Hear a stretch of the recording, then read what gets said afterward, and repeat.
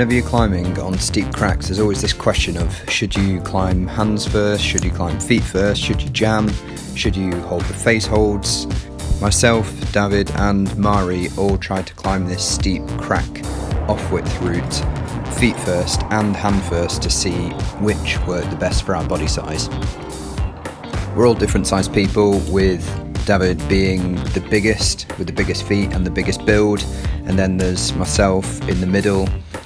Although I do have massive fists and sausage fingers. Can you believe it that Tom once believed me that I'd mistook my own fingers for a sausage and put it on a barbecue?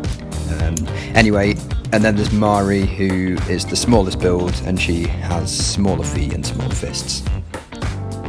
So we are going feet first, and you flick your feet up off good hand jams. Then at the back of the crack it's slightly narrower, so you can see I've got a frogged foot position, and then at the front of the crack with my right foot you can see I've got more of a heel toe, banana foot action going on. So when you're in these upside down positions, the question always is, like, how the heck do you get round your own feet? The most common way is something called a pivot, and to do this you have to take your trailing leg out the crack and then push your leading leg further into the crack and then rotate your body around that leading leg. The problem for me going feet first on this one was the crack was too narrow at the back to push my leading leg further in, so I actually ended up completely aborting mission, turning the right way back up again, fist jamming and knee locking to get myself around the bulge.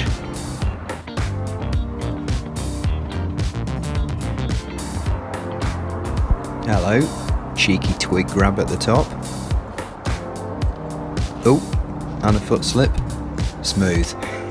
So next up was David, and you can see he's going toe into the crack first. So with his leading leg he's putting his toe into the crack followed by his heel. When you put your feet above your head like this, there are actually two ways of putting your foot. You can either go toe into the crack, which we call trench foot, or heel into the crack first, which is more of a wide pony frogged foot technique.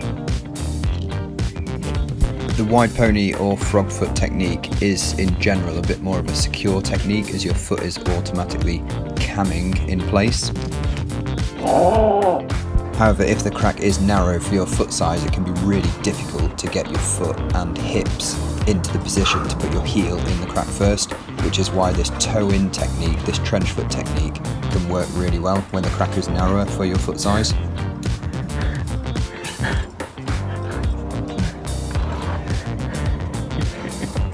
Nice one.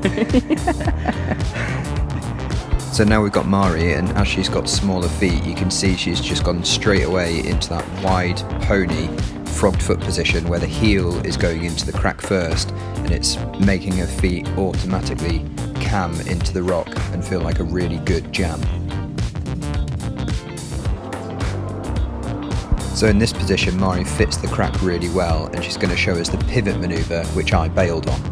So this is taking that trailing leg out the crack, pushing the leading leg far into the crack and then rotating around that leading leg. A common mistake a lot of people actually make is leave the trailing leg in the crack. They've got both feet above them and they're trying to do a humongous sit-up around two legs which are shoved in the crack, and the mechanics of it just don't work.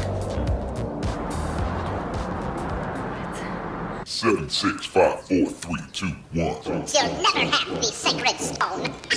Oh, this you crazy mother.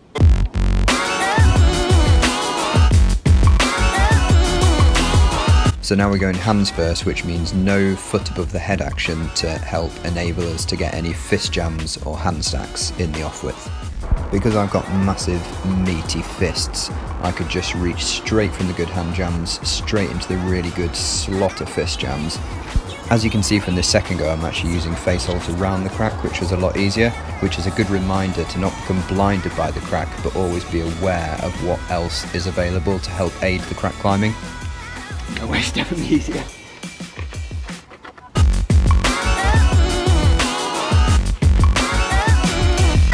So you can see David is pretty similar to me, and his fists are just slotting straight in there. It looks really comfortable, reaching to the slopers on the edge of the crack, and then feet up, and then literally just rocking around the edge. And I think both of us definitely found this method of going hands first much easier, because our hands just fit the fist jams really well and they were easy to pull on and felt very secure. Nice. So Mari has much smaller hands, which is useful for these thinner jams before the off-widthy fist section starts. But because she can't get her feet above her head on this go, she's unable to place stacks, which means she has to go into something called a teacup jam. And you can see here, this is where you're putting your thumb on the outside of the fist to expand the fist and make it bigger to fill the space. Depending on the size of the teacup jam, they can feel pretty flipping awful, and if you try to use them in steep terrain, it can just feel a really powerful technique. So you can see that there were a whole variety of subtle differences in techniques between the three of us, depending on whether we climbed it feet first or hands first. Interestingly, myself and David found it easier to climb the route hands first, and Mari found it easier to climb the route feet first. So this really tells us that there isn't one way that is superior to the other. One way isn't right, one way isn't wrong. Just because, you know, your mate inverts doesn't mean you have to. We're all different sizes, we all have different jamming strengths and weaknesses. So the key to success on these little crack beauties is finding how the crack and jams fit your body shape and using that to your advantage.